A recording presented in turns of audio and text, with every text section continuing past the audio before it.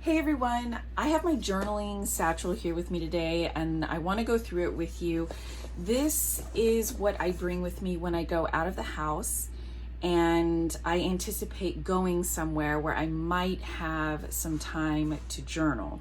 I do like to keep my journaling stuff separate from my actual purse because if I'm out of the house, I may end up going somewhere where I don't want to have my journaling stuff in my purse with me. So if I stop by the grocery store or something like that, I don't want to have my journal and all the things that go with it weighing my bag down. And what I found was if I did do that, if I did have my journaling stuff in my purse, I would have to take it all out, throw it in the seat, and have it separated. And I thought, well, if I like to have this stuff separated anyway, I'd like to have a small bag to be able to use just for all the things that I like to bring with me. So I have been using some form of a bag like this all year. And I've kind of been hopping from bag to bag, trying to find the perfect thing for me. And I'll tell you that the most perfect thing that I used was the Sojourner Satchel. And honestly, that is pretty much what I modeled this bag after. I did make this myself, but if you're looking for something similar, the Sojourner Satchel is like the closest thing out there, unless you get something custom made by someone. So this leather that I used for this bag is the Glazed harness leather from Wicked & Craig. I'll have it linked below, but this is essentially Chic Sparrow's Mr. Darcy or Toffee or whatever it's called now, but that's this leather. The reason it's so wrinkled is because I sewed this inside out, as you do when you sew bags and things like this.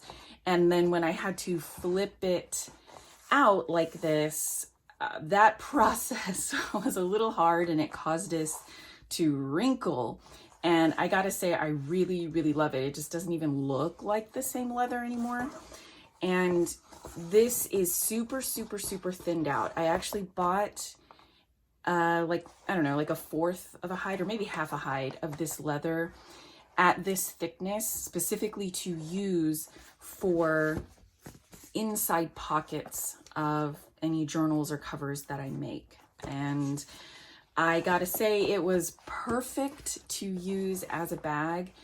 And this strap is actually this, which is basically like buttered rum leather. It's the same leather, it's just a different color. So I very messily tried to cut out a strip from the big hide that I had bought, which this piece came from. And, you know, it worked. It's fine. Whatever. I don't care. It doesn't really match this, but this leather does patina over time. So we'll just see what happens.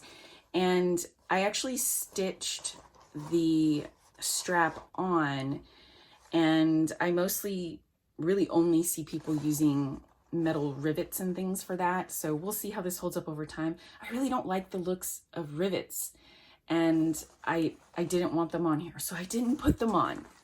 And we'll see how durable it is over time. The Sojourner Satchel, though, it does have metal rivets holding a front pocket on and holding the strap on. I also didn't want a front pocket. I just really wanted something super clean and simple. And as you can see, it doesn't hold much. It's basically sized to fit my standard size journal. This is what I'm currently using. I made this cover as well, but the notebook in here is the one by Danica58 on Etsy. It's the Cosmo Air light paper. And since I last showed this, I have added tabs. So I'm kind of going through here and putting the tabs in. I just kind of got it in my head that I wanted to start adding them in here. And it's hit or miss with me for whatever journal I'm in. Sometimes I put in tabs and sometimes I don't. So I don't know what's up with that, but I just go with the flow. So I have whatever journal I'm using. This will fit in A5. So, you know, it's just basically perfect for a journal that's this height and up to an A5. and maybe like one other thing. And I like that it's so compact and streamlined. I didn't want some big bulky thing. I also like having a raw edge here, and I like it being open. I did not want to add any kind of closure or zipper or anything like that, because I like being able to just go in here super fast and pull these things out. I don't want to have to fight to get them out or add any extra steps. So there's that. And then I have a pen pouch or whatever I'm using at the moment to hold ephemera. Right now it's the Hobonichi Ane pouch, and I recently got this and I've really been enjoying it. I think for a few weeks I tried to use this as a wallet, and it actually works very well, but I wasn't filling it out all the way. Like all of my bulk kind of stopped right here. Like this is all that was bulked, and this was really thin. So I decided instead to use it for washi tape, ephemera, just everything that I want to use in my journal. And I threw a bunch of random stuff in here right now. And I mean, that's kind of the purpose. I just want to have this to use things up when I'm working in my journal outside of the house. And I have my Life pen case. And right now, what do I have in here? I don't usually keep more than 2 pens in here. Right now I have 2 vintage pens. These are both Waterman, and they're both flex nib. And I love a good vintage flex nib.